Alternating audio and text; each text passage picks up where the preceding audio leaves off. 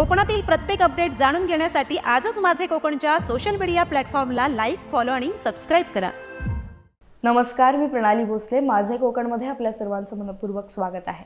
आज आपल्यासोबत आहेत संकल्प सामाजिक स्वयंसेवी संस्थेचे अध्यक्ष अशोक सकपाळ.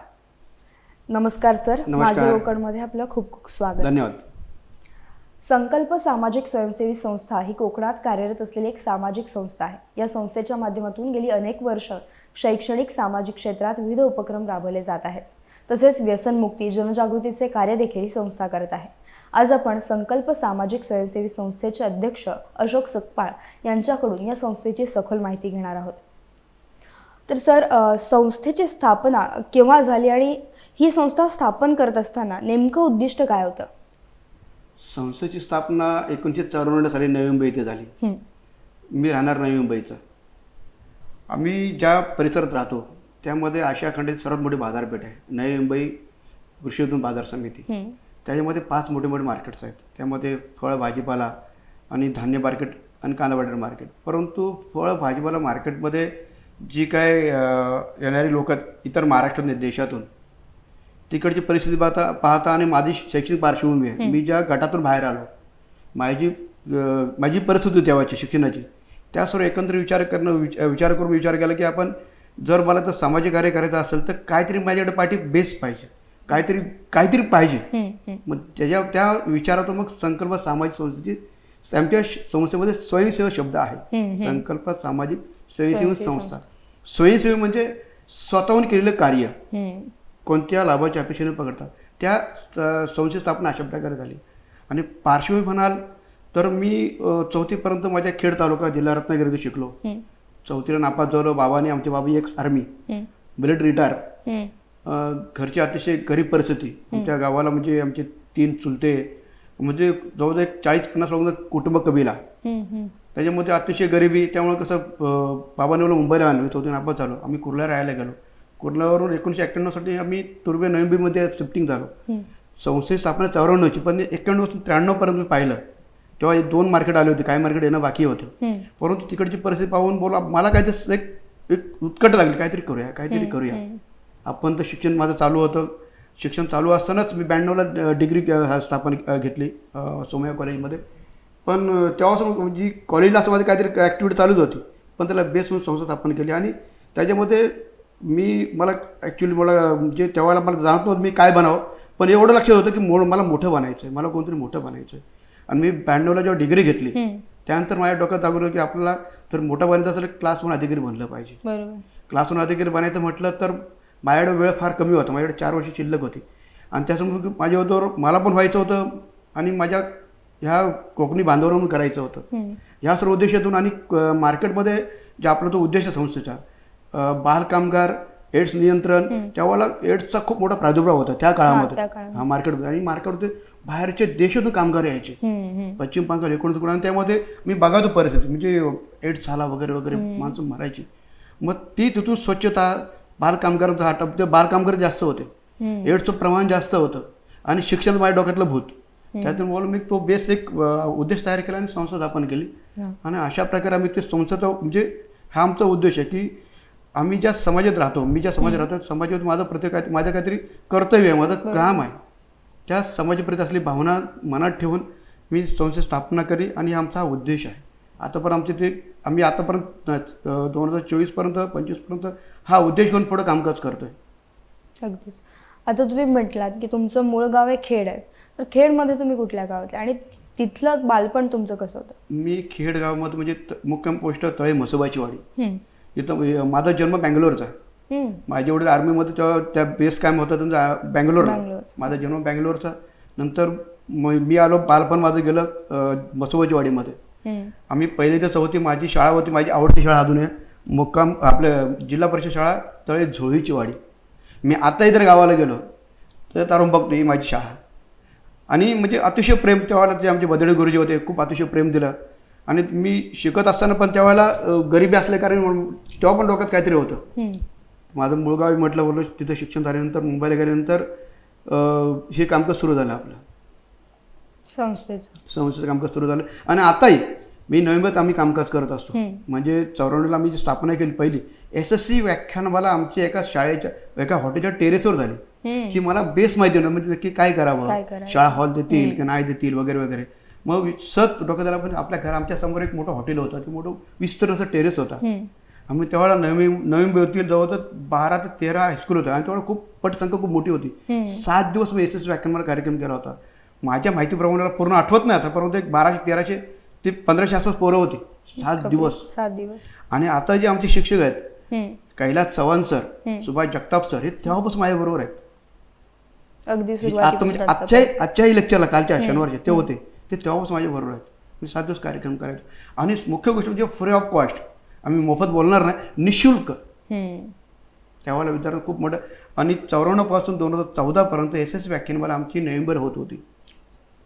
त्यानंतर माझं असं लक्षात आलं की तिकडच्या विद्यार्थ्याला खूप काय मिळतं, म्हणजे मुलं त्याला काय बोलतो आपण पूर्ण मन लावून काम शिक्षण म्हणजे व्याख्यान अटेंड करत नव्हते, चुळबुळ वगैरे वगैरे. आणि दुसरी गोष्ट तिकडच्या शाळांचं असहकार्य, दुसरी गोष्ट तिकडचे राजकीय नेतृत्व होतं, त्यांचं टेन्शन, जागा देऊ नका, हे करू नका. बोललो इथं कशाला करायचं आपण, बरोबर. गावाला याची हुरहुर होतीच, उत्कंठा होतीच. बोलो आपण तर पॅकअप केले SSC व्याख्यानमाला कार्यक्रम. आणि ते 2015 पासून आपल्या श्री गणेश मंगल कार्यालयामध्ये आपण चालू केलं. तेव्हा आमच्याकडे जवळ 1300 विद्यार्थी, पहिल्याच वर्षी 1300 विद्यार्थी आले होते, पहिल्याच वर्षी. तेव्हा आमच्याकडे 17-18 हायस्कूल होत्या, फक्त खेड तालुक्यातील होत्या. हां, ते तेव्हा आम्ही नाव चालू, पण तालुका सर्व केलं. 2016 मी तालुका सरही नाव दिलं. 2015 तालुका सरही नव्हतं, फक्त SSC व्याख्यानमाला खेड येते तोडत होतं. खूप चांगला प्रतिसाद मिळाला. त्यानंतर आमचा एक गोडधोड सुरूच झाली. आता तुम्ही म्हटलात की संस्थेची स्थापना ही मुंबईत झाली, नवी मुंबईत झाली. मग नवी मुंबईत आणि कोकणात दोन्हीकडे हे संस्थेचं काम चालतं की संस्थेचं नेमकं कार्यक्षेत्र कुठे आहे? संस्थेचं कार्यक्षेत्र संपूर्ण महाराष्ट्र आहे. संपूर्ण महाराष्ट्र. आणि आमचं संस्थेचं रजिस्ट्रेशन ठाण्याचं आहे. ओके. संस्था ठाण्यात धर्मादाय आयुक्तालयात रजिस्ट्रेशन झालेलं आहे. आणि फक्त SSC व्याख्यानमाला हेच आमचं कार्य नाही आहे.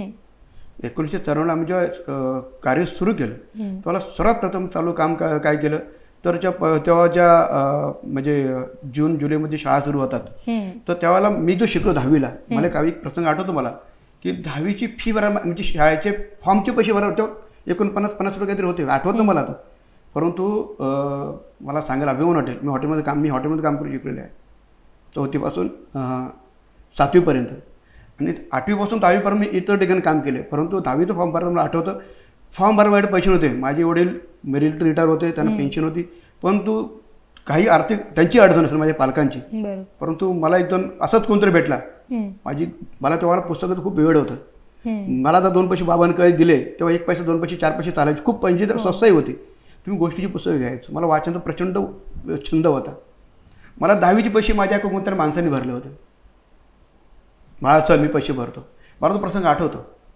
आम्ही जे संस्था स्थापन केली तर पहिलं मी काम काय केलं की एखादा फी शिवाय शाळेत जाऊ शकत असेल किंवा फी तेव्हा कमी होती, परंतु एखादा विद्यार्थी गरीब आहे, त्याला फी भरायचे पैसे नाही आहेत किंवा शाळेचा फॉर्म भरायचे पैसे नाहीत, तीच तिथून सुरुवात केली आम्ही. आणि आमचं तिथं मी ज्या परिसरात जातो अतिशय गरीब वस्ती होती, त्यामध्ये झोपडपट्टी विभाग होता. आम्ही दिवाळीला SSC व्याख्यानमाला राबवले. आम्ही आपला रावमध्ये वाटप कार्यक्रम चालू करतो दिवाळीला. 94ला पहिला कार्यक्रम आमचा तो. त्यावेळेला आमच्या डोक्यात असं आलं की आपण घरी दिवाळी करतो, आपले आईवडील कमवतात, आम्ही तेव्हा कमवत नव्हतोच, काही 2 पैसे कमवत होतो, परंतु आपल्या घरी दिवाळी खूप चांगलं, खूप सारे पदार्थ होतात, पण जी बाजूचं परिसर आहे त्याच्याकडे काहीच नसतं किंवा कोणतरी देते ते खात आहेत. मग सुरू केलं, म्हटलं आपण आपल्या घरी पहिल्यांदा आपण रावमध्ये वाटप करूया. मग आम्ही काय करतो तेव्हापासून आतापर्यंत, तेव्हा मी रावमध्ये मी फुकट नाही दिला, आम्ही अत्यंत अल्प दरामध्ये.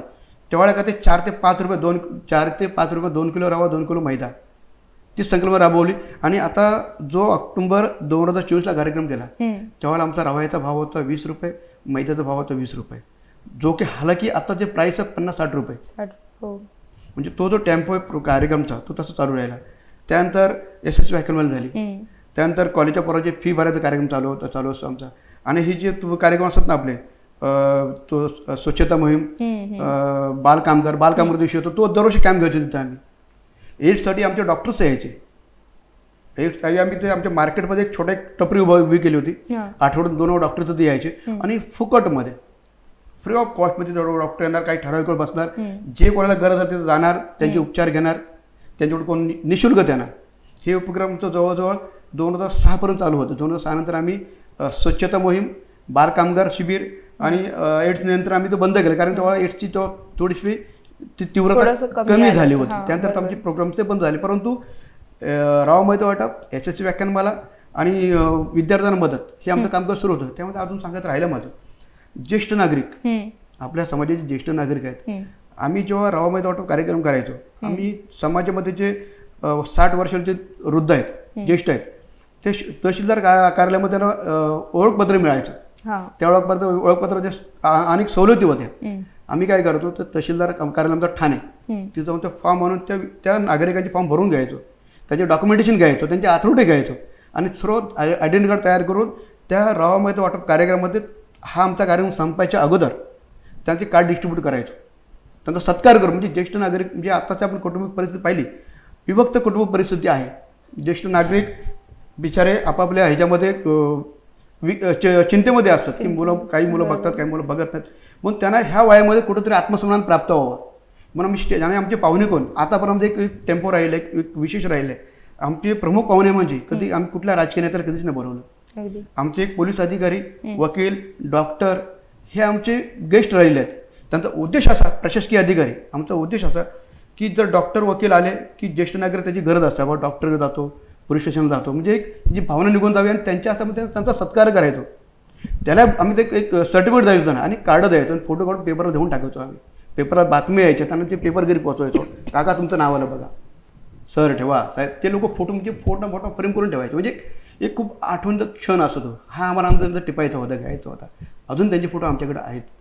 त्यानंतर समाजामध्ये जे आपण पॅन कार्ड, खूप आता कॉमन गोष्ट आहे, पॅन कार्ड लगेच ऑनलाईन केलं, तसं परिस्थिती नव्हती. पॅन कार्ड काढा पण मोठी कसरत करायला लागायची. सेंटर कुठे, मग ते फॉर्म कुठे, मग ते कसं भरायचं, थोडी अनभिज्ञता होती. मग आम्ही काय करतो, ते सेंटरवाले होते, आम्ही त्यांना आमच्या इथं बोलवायचो आणि तो त्याचा कॅन घ्यायचो आम्ही, पर्टिक्युलर शिबिर घ्यायचो. त्याच रेटमध्ये आमचे सर्व स्वयंसेवक, त्यांचा एकच स्टाफ यायचा, फक्त आम्ही सर्व करून द्यायचो. ते आम्ही तेव्हा एका वेळा 2,000-3,000 हजारचे कार्ड करून द्यायचो. आणि फक्त तुर्व्यामध्येच नावावर नवीमध्ये कॅम्प व्हायचे आमचे. मग आम्हाला बोलायचे, हो सर आमच्याकडं. आणि हे सर्व टोटली निःशुल्क, म्हणजे त्यांच्याकडे काहीच नाही. आम्ही आमचा डबा घेऊन जायचो. फक्त तुम्ही असं एक मंडप तयार करून द्या आणि तुमची जाहिरात करा, आम्हाला काहीच नाही, फक्त तुमच्या संस्थेचं नाव कुठेतरी लावा. म्हणजे अशा स्वरूपाची कामं आपण आतापर्यंत करत आलो आहेत. आणि नंतर आपण ग्रामीण भागामध्ये आल्यानंतर म्हणजे 2015 पासून SSC व्याख्यानमाला कोकणात शिफ्टिंग झाली. त्याच्या अगोदर 2010 पासून मी दरवर्षी आपल्या गावाला यायचो. आमच्या माझ्या वाडीमध्ये जिल्हा परिषद शाळा तळी म्हसोबाची वाडी, त्यामध्ये PM जंगम नावाचे शिक्षक होते आणि भागवत मॅडम होत्या, नरवाडे गुरुजी होते. तर PM जंगम आमचे स्वयंसेवक आत्ताही आमच्या सोबत असतात. तर आपण जातो शाळेत, बोलतो ना, शाळेत आमची खूप मोठी होती तेव्हा, जास्त विद्यार्थी होते. आम्हाला शाळेत जायची सवय, सर कसं आहे, काय पाहिजे का वगैरे वगैरे. एकदा बोलले, सतपाळ साहेब तुम्ही शाळेला मदत कराल का? बोला ना. आपलं एक संगणक पाहिजे. संगणक पाहिजे आणि म्हटलं ठीक आहे, म्हटलं आनंदाची गोष्ट, पण संगणक किंमत खूप मोठी होती तेव्हा, महाग होतं संगणक. मी सर हा बोलून गेलो. पण त्यावर्षी संगणक दिला. म्हणजे ती आमची सुरुवात झाली. पहिल्या वर्षी एका शाळेला संगणक दिला. त्यानंतर मग जसं दिलं, पेपरला बातमी आली, मग बऱ्याचशा शाळा त्याला म्हणजे 5-6 शाळा आम्हाला बोलावं लागलं की आम्हाला का. मी काय केलं, म्हटलं आता एकच केलं ना, आता कंटिन्यू बोला, आता थांबायचं. हा नवीन प्रोग्राम भेटला आपल्याला. आम्ही मुंबईला पोराच्या फिया भरायचं वगैरे करायचोच. बोलो आता इथं चालू. मग दुसऱ्या वर्षी माझी आवडती शाळा, माझी शाळा, जिथं मी शिकलो, मी जिथं घडलो, ती माझी शाळा. त्यांनी मला ते आमच्याकडे आले, पण मी त्यांच्याकडे गेलो, सर काय पाहिजे तुम्हाला. मग त्या 2010 पासून आम्ही प्रत्येक विद्यार्थी अर्धा वया. तेवढ्या आमच्याकडे 2015 1 शाळा, 2016 7 शाळा आणि 2024 36 शाळा. बापरे, एवढा आकडा वाढत गेला. हां. आणि प्रत्येक आता ह्या वर्षी आमच्याकडे 9 शाळा वेटिंगमध्ये आहेत आमच्याकडे 2025च्या ऑगस्टसाठी. 25 आम्ही 9 शाळा घेणार नाही, कारण की आम्हाला 7 दिवस लागतात.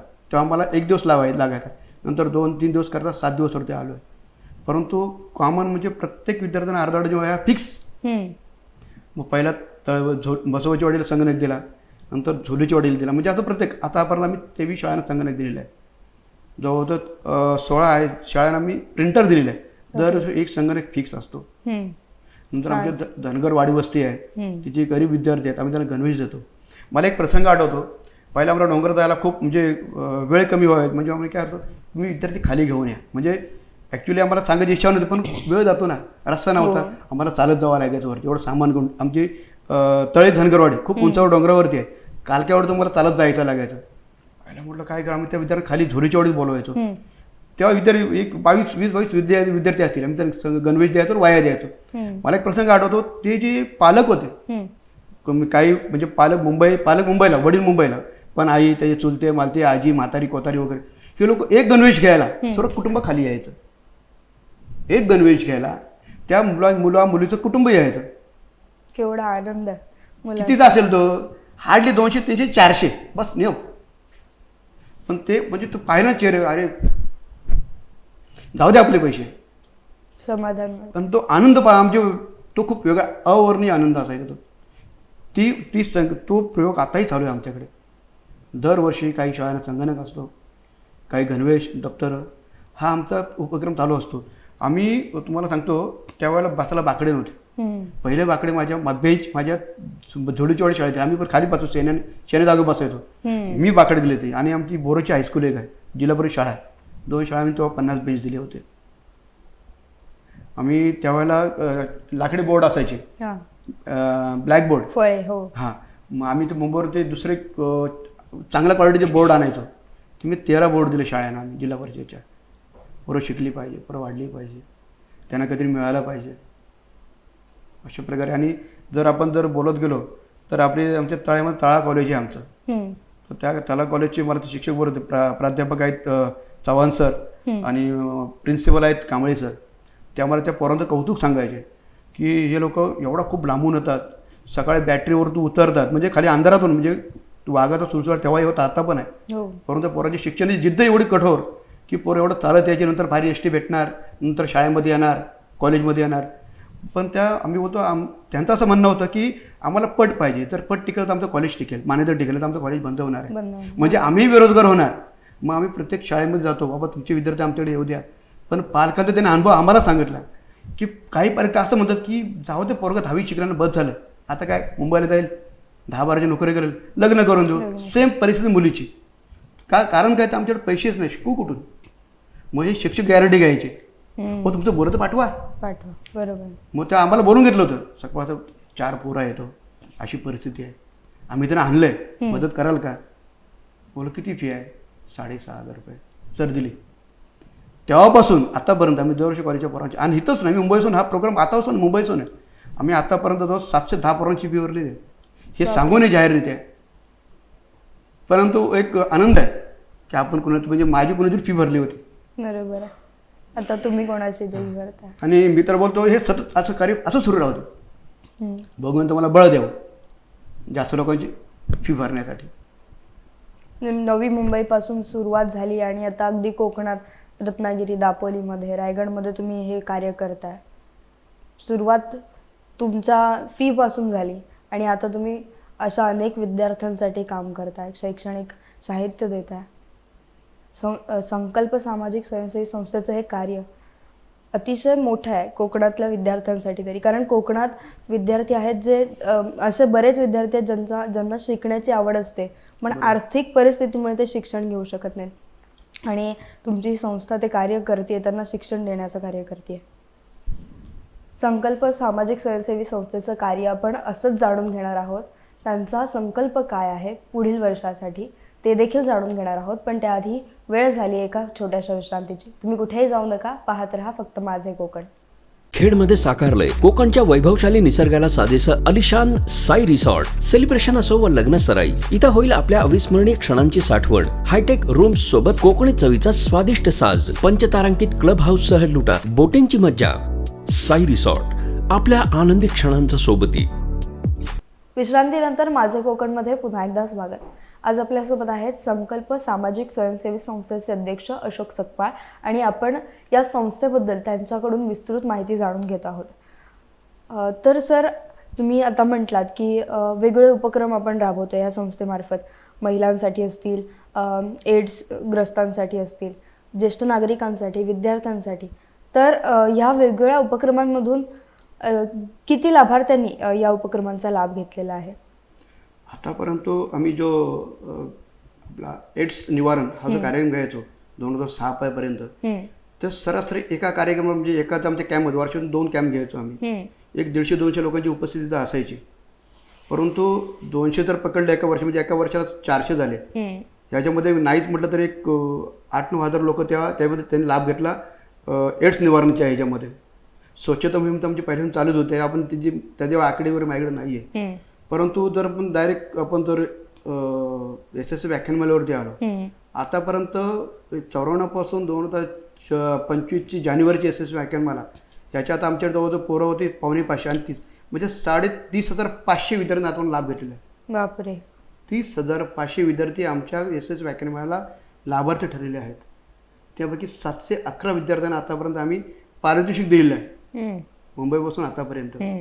म्हणजे आम्ही काय करतो की समजा आता एक 25 हायस्कूल आहेत, 25 शाळेतून एका शाळेतून एक विद्यार्थी जो टॉप आला तो, आणि त्या 25 मधून परत 1 to 3 परत असे ते म्हणजे, आणि प्रत्येकाला जे काय आमच्याकडे असेल 2100, 1800 जे XYZ त्याची मी जाहीर इच्छुक करू इच्छित नाही. परंतु उद्देश असा असायचा की तो पोरगा आता 11वीला आहे, म्हणजे त्याला आर्थिक मदतीची गरज आहे, त्याला काहीतरी आवश्यक आहे, म्हणून रोख पारितोषिक देऊन सत्कार करतो. असं 711 विद्यार्थ्यांना आम्ही आतापर्यंत त्याचा रोख पारितोषिक देऊन म्हणजे प्रोत्साहन दिलेलं त्याला त्याच्या पुढील वाटचालीसाठी.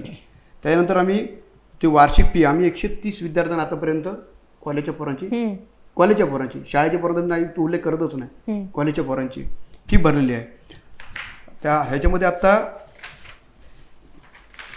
आमचं जो प्रिंटर वगैरे आम्ही शाळेला वाया गणवेश देतो, त्यामध्ये आता ह्या वर्षी म्हणजे 36 जिल्हा परिषद शाळा होत्या.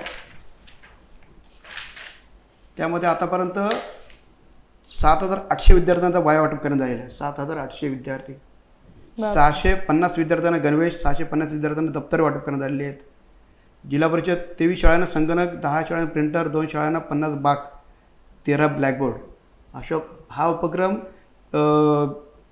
आपला वाया वाटप म्हणजे सेवा म्हणजे जिल्हा परिषद शाळेतील विद्यार्थ्यांना सेवा सुविधा पुरवणे हा आमचा उपक्रम आहे. त्या कार्यक्रमाचं नाव आहे, त्याच्या अंतर्गत हे सुरू केलेलं आहे. यशस्वी व्याख्यान हा वेगळा विषय. त्यानंतर शिष्यवृत्ती आम्ही काय करतो, पहिल्या 4थी शिष्यवृत्ती असायची, आता 5वी 8वी झाली. बरोबर. आम्ही त्या जिल्हा परिषद शाळा तळे मसोबाची वाडी तिथं आम्ही जे तुमचा तो गट असो, केंद्राचं केंद्र असतं, तर 2-3 केंद्राची पोरं बोलवायचो आम्ही तिथे आणि पूर्ण दिवस कार्यक्रम करायचो आम्ही तिथे. म्हणजे सकाळी 9 ते 4 पर्यंत आम्ही मुंबईचे ट्युटर बोलवायचो. पुण्यावरून हे लोक आमचे शिक्षक घ्यायचे आमचे. मग त्यामध्ये ते विद्यार्थी त्याच्या सोबत आले शिक्षक, त्यांना खाणंपिणं नाश्ता असायचा आणि पूर्ण वेळ त्यांचा लेक्चर असायचे की त्या पोराला त्यांनी ती पुढची परीक्षा कशी द्यावी. असे जवळजवळ आम्ही ह्याला जवळजवळ 11,000 नाही त्यामध्ये 1300 विद्यार्थ्यांना लाभ गेला आतापर्यंत त्या मार्गीण शिबिराचा. आणि नंतर आम्ही तो काही वर्षांनी बंद केला, 2008-9ला बंद केला, पण आता यावर्षी परत चालू केला होता. त्यानंतर दीपावलीसाठी आम्ही आतापर्यंत 11,200 महिलांना रॉ महिन्याचा लाभ दिला. 11,200 महिला फक्त महिलाच आमच्या हो दिवाळीला. सरासरी तेव्हा म्हणजे प्रचंड गर्दी असते. मुंबईला आमची अशी एक पद्धत निर्माण झालेली आता की आता लोक ठीक आहे 2 पैसे कमवायला लागले पण असतील, आम्ही प्रोग्राम थांबवलेला नाही. लोक दिवाळीचं सर्व सामान खरेदी करतात, परंतु रॉ महिन्यात कोण खरेदी करत नाही. माहिती संस्था देते ना बात, म्हणजे गरीब येतातच. त्यामुळे आता थोडं मध्यम पण थोडं आपलं 2 पैसे वाचलेल्या उद्देशाने आम्ही कोणी नाही बोलत नाही. पण एक आमचं आहे, एका कुटुंबात एकाच व्यक्तीला म्हणजे एका कुटुंबात 2 महिला 2 महिलांना नाही, आम्ही रेशन कार्ड तपासतो बाबा एकाच म्हणजे जास्तीत जास्त लाभार्थ्यांना लाभ मिळावा असं 11,200 महिन्या आतापर्यंत आम्ही त्याचा लाभ दिलेला आहे. 1100 ज्येष्ठ नागरिकांचा आम्ही सत्कार केलेला आहे आणि जवळजवळ 23,000 पॅन कार्ड वाटप केलेले आहेत आम्ही शासकीय दरामध्ये निःशुल्क. म्हणजे आमची सेवेचा आम्ही लाभ घेतलेला नाही. एवढ्या विद्यार्थ्यांना आतापर्यंत आम्ही लाभ दिलेला आहे. त्यामध्ये ज्या विधवा महिला आहेत, गरीब महिला आहेत, शासनाच्या ज्या सुविधा आहेत त्यांना तहसील ऑफिसमध्ये त्यांना ज्या योजना आहेत, ज्या महिला आहेत ज्यांना पेन्शन योजना, त्या पेन्शन योजनेचे फॉर्म भरणे, त्यांचे डॉक्युमेंटेशन तयार करून म्हणजे त्यांच्याकडे घेऊन तिथं पोहोचवणे आणि करून घेणे हे आम्ही स्वतः केलेलं आहे. म्हणजे तुम्ही 1 रुपया देऊ नका, आम्ही जातो, फक्त तुम्ही सहीला या किंवा अंगठ्याला या. असे जवळजवळ नाहीत म्हटलं तरी आम्ही 1,000-2,000 महिला केल्या असेल. आम्ही 1000च पकडा विधवा आणि म्हाताऱ्या व्यक्तीने पेन्शन योजना लागू करून देऊ. ठाण्यात इथं नाही केलं आम्ही, पण ठाणे जिल्ह्यात केलं आम्ही. ते एवढं आमचे लाभार्थी आहेत. आता कुठलीही संस्था चालवायची किंवा कुठलंही काम करायचं तर आपल्याला मदतीची गरज लागते किंवा सहकार्य लागतं. तर तुम्ही मुंबईपासून सुरुवात केलीत, तुम्ही तुमच्या अनुभवातून सुरुवात केलीत आणि ही सुरुवात करत असताना तर तुम्ही व्याख्यानमाला घेताय. तर हे सगळं करत असताना तुम्हाला तुमचे सहकारी कसं मदत करतायत किंवा त्या सहकाऱ्यांमध्ये कोणाचा उल्लेख तुम्ही करू शकता? सहकाऱ्यांमध्ये 2 वर्ग आहे माझ्याकडे. 2 वर्ग म्हणजे 2 प्रकारचे माझी मदतनीस आहेत.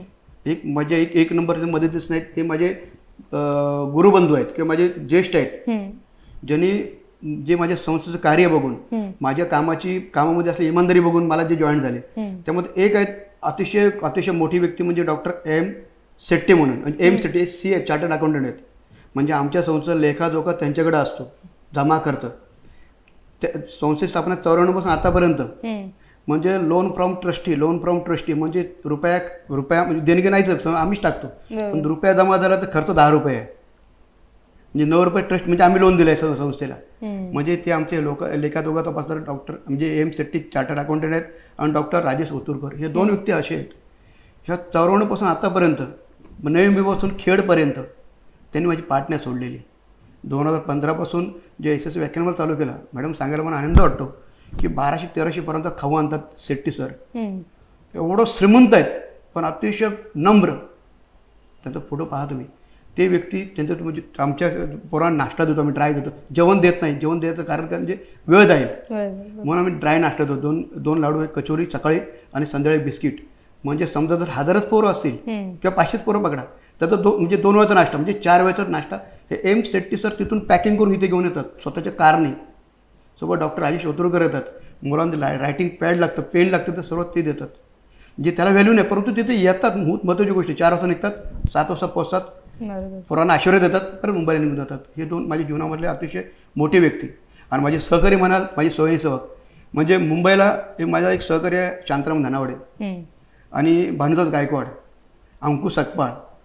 हे माझ्याशी 3च खंदे कार्यकर्ते, ते 300 लोकांचं काम करतात.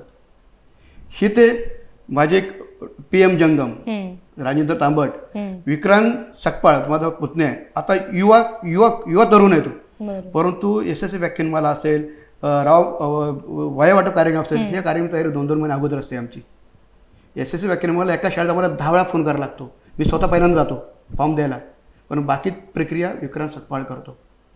आणि जे वाया वाटप आहेत ते शाळांची आकडेवारी घेतो आम्ही, नावं घेतो आम्ही, तुमच्या वेळेस किती विद्यार्थी, ते PM जंगम आणि विक्रांत सकपाळ करतात, राजू तांबट करतात. हे माझे विक्रांत सकपाळ, राजू तांबट आणि PM जंगम हे माझे इकडचे सहकारी आहेत. आता आमच्या अनेक म्हणजे त्यामध्ये आता एक चव्हाण सर आहेत तळा कॉलेजचे, हे आम्हाला जॉईन झाले. हे स्वयंस्फूर्तीने. आता यशस्वी व्याख्यानमाला आमच्या तळ्यातली जवळजवळ 12-13 पोरं होते, तरुण पोरं. आरती सकपाळ असेल, खुशी सकपाळ असेल, नानू सकपाळ, साहिल सकपाळ, ही सर्व पोरं. परत महेश गायकवाड, हे पोरं त्याची नोकरी किंवा शाळा सोडून इथे येतात आणि 2 दिवस तन मन धन अर्पून काम करतात स्वयंस्फूर्तीने. आम्ही त्यांना काही देत नाही, फक्त जे असेल ना हा नाश्ता जेवण देतो, पण स्वयंस्फूर्त काम करणे त्यांना मी कधी विसरू शकत नाही. जे समाजामध्ये जो आम्ही भार उचलतो त्यामध्ये त्यांचा सहभाग आहे. अगदीच. आता सगळं कार्य तर सांगितलंय, मग आता पुढे संकल्प सामाजिक स्वयंसेवी संस्थेचा संकल्प नेमका काय असणार आहे? संकल्प आमचा भविष्यामध्ये असा आहे की कोकणामध्ये 10वी-12वीला आपली महाराष्ट्रामध्ये आपल्या टक्केवारी कोकणाची बोर्डाची 10वी म्हणजे अख्खं TV चॅनल असेल, पेपर सर्व भरभरून लिहितात. पुन्हा म्हणजे लातूर पॅटर्न नंतर आपला कोकण पॅटर्न आला. बरोबर. की एवढे गुणवंत आहे, टॅलेंट विद्यार्थी आहेत, पण ते टॅलेंट 12वी नंतर जातो कुठे हा माझ्यासाठी संशोधनाचा विषय आहे. माझ्यासाठी नाही, ह्या समाजासाठी, इकडच्या कोकणाच्या सर्वांसाठी तो संशोधनाचा विषय असावा. कारण की 10वी-12वी पास होणारी पोरं, एवढ्या गुणवत्ताने पास होणारी पोरं पुढे त्याचं होतं काय? बरोबर.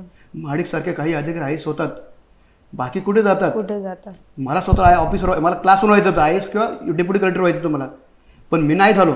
माझी मुलगी आहे, माझी मुलगी बॅचलर प्लॅनिंग करते, ती कदाचित होईल, पण माझा मुलगा पण होईल. परंतु त्यासोबत ही जी म्हणजे कुटुंब आहे कोकणाचं, त्यांनी पुढं जावं यासाठी माझं सातत्य राहील. आणि ऑगस्ट 2024ला जिल्हा परिषद शाळा तळे म्हसोबाची वाडी, जी पटसंख्या अभावी माझी शाळा बंद पडली, ती शाळा आम्ही शासनाकडे मागितली भाडेतत्वावरती आणि शासनाने आम्हाला दिली 1000 भाडेतत्वावरती. त्या ठिकाणी आम्ही अभ्यासकेंद्र उभारतो आहे. म्हणजे खेड तालुका नाही, जिल्हा रत्नागिरीतील कोणी हुकूर विद्यार्थी जर त्याला UPSCची परीक्षा MPSCची परीक्षा क्रॅक करायची असेल, माहिती घ्यायची असेल, त्यांनी त्या केंद्रात यावं. आम्हाला उभा करायला 1 वर्ष किमान जाईल, कारण ती पडीक अवस्थेमध्ये आहे. बरोबर. त्यासाठी आम्ही बघू भगवंत आम्हाला किती मदत करतोय. परंतु तिथं यशस्वी विद्या आमचे UPSC MPSCच्या पोरांना तयार करणं, त्यासाठी अभ्यास करणं तयार करतो. कोकणात पहिलं केंद्र कदाचित ते असेल, ते आम्ही केंद्र तयार करतोय. आणि पोरांना स्किल डेव्हलपमेंटचं तिथं छोटे छोटे कोर्सेस, MSCITचे कोर्सेस, महिलांना शिवणकला ही तर राबवून त्यांना त्याच्या उत्पन्नामध्ये कशी आपण वाढते किंवा उत्पन्न कसं म्हणजे त्यांना रोजगार कसे उपलब्ध करता येईल, त्यांना डेव्हलप कसं करता येईल यासाठी आमचं नियोजन आहे. नक्कीच. अगदी नावाप्रमाणे सामाजिक सेवेचा संकल्प घेतलेली ही संकल्प सामाजिक स्वयंसेवी संस्था गेली अनेक वर्ष कोकणासह मुंबईत कार्यरत आहे. आणि सर, तुमच्या या संस्थेला खूप खूप शुभेच्छा. असेच उत्तम उत्तम उपक्रम तुम्ही कोकणासह संपूर्ण राज्यभरात राबवाल यासाठी खूप शुभेच्छा. माझे कोकणकडून, माझे कोकणच्या संपूर्ण परिवाराकडून तुमच्या या संस्थेला पुढील वाटचालीसाठी शुभेच्छा. धन्यवाद. या ठिकाणी मला बोलवलं, माझं मनोगत जाणून घेतलं आणि त्याबद्दल मला माझ्या कार्याला तुम्ही एक बळ दिलं, त्याबद्दल मी आपल्या सर्वांचा, आपल्या कुटुंबाचा आभारी आहे. धन्यवाद. धन्यवाद.